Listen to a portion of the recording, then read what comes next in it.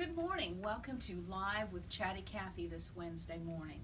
A couple of announcements. Our kennel quilt project will be coming up October, I believe it's the 13th. We will have a workshop out at Rolling Meadows, so if you would like to join us and make kennel quilts for the Animal Services and Pets organization, we'll be donating those. Please call the shop so I know how many will be attending.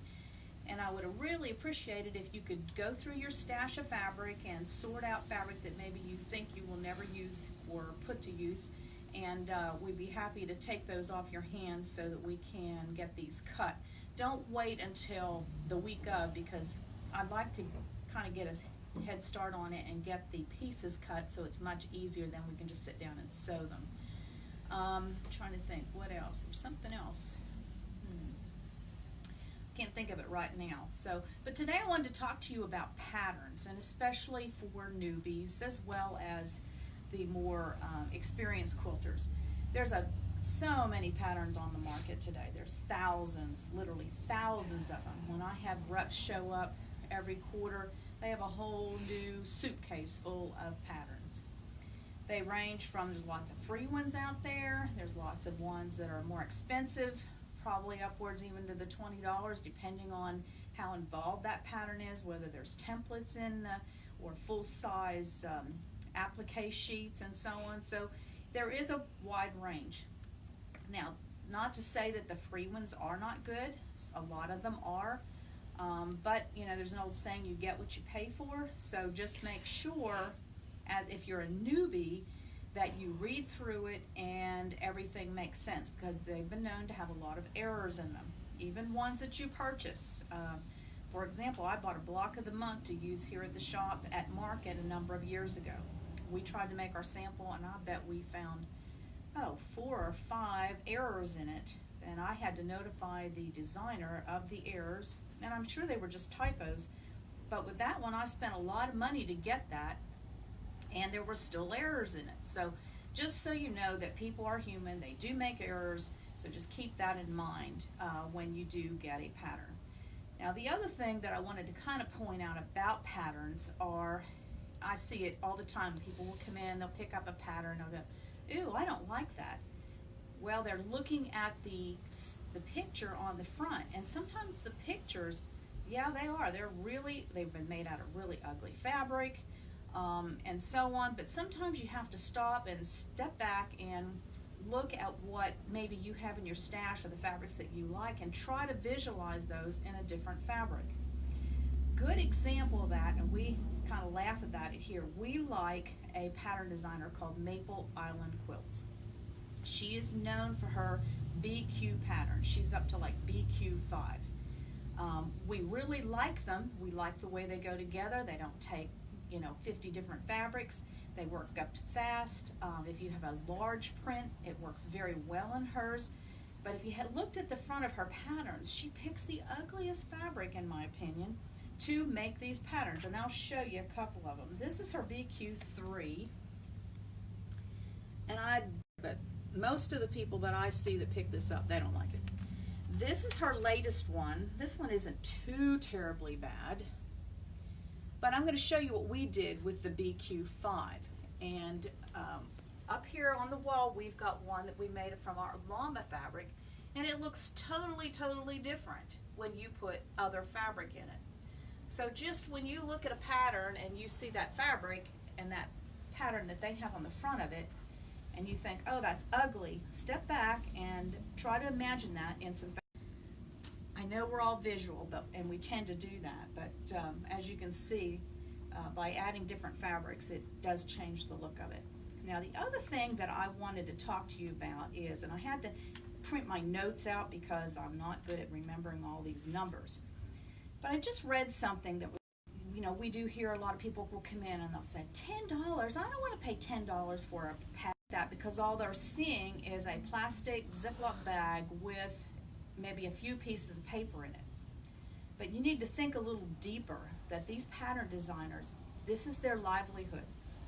They spend hours and hours in designing their patterns. Like, for example, this was written by a pattern designer, and she says that it ranges anywhere between 8 and 48 hours just in the design phase of a pattern.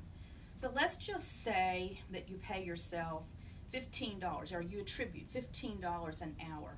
Now, in some places, $15 an hour might not be very much. In some places, $15 an hour might be a lot. But she just attributed a flat $15.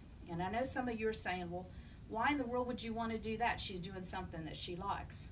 But I know a lot of people that love their jobs, but I'm sure they wouldn't go there and work all day at a job they love and not get a paycheck. So these ladies, this is their livelihood. They're not just doing this for fun. So if you attribute $15 an hour to between 8 and 48 hours, you're talking $120 to $720 just in her time. So then you got to test it. Once you get it done, you've got to test it. And then you've got to write, oh, I take that back, I missed a step. They also have to write the instructions, which for some people is very, very difficult. I've read some patterns that they're terrible with their written instruction. But if you do a good job and spend the time on it, she attributes 15 hours of just writing the instructions. Well, there's another $225. So then you get it to that point, well, then you got to hire testers in order to test the pattern and make sure that there's no needed changes, and there usually are. So then you've got, this lady uses 12 different people as her testers, and she gives them the pattern at a value of $10 each. So there's $120 right there. Some pattern designers actually pay their testers. It just depends. And then, you print all that out. You've got paper and ink. Loves the ink, and it's very, very expensive. So, you got to consider their testers' time and how much they're paying for that. Then this particular designer will make 2 different quilts out of completely different fabrics for the front of her cover. So therefore, she has to have 2 quilts made, which consist of time, fabric, and etc. So then she's going to, let's see, quilt 1 and 2, she has a value of it of $1,220.88 just in those 2 quilts. Then she's got to send it to be quilted.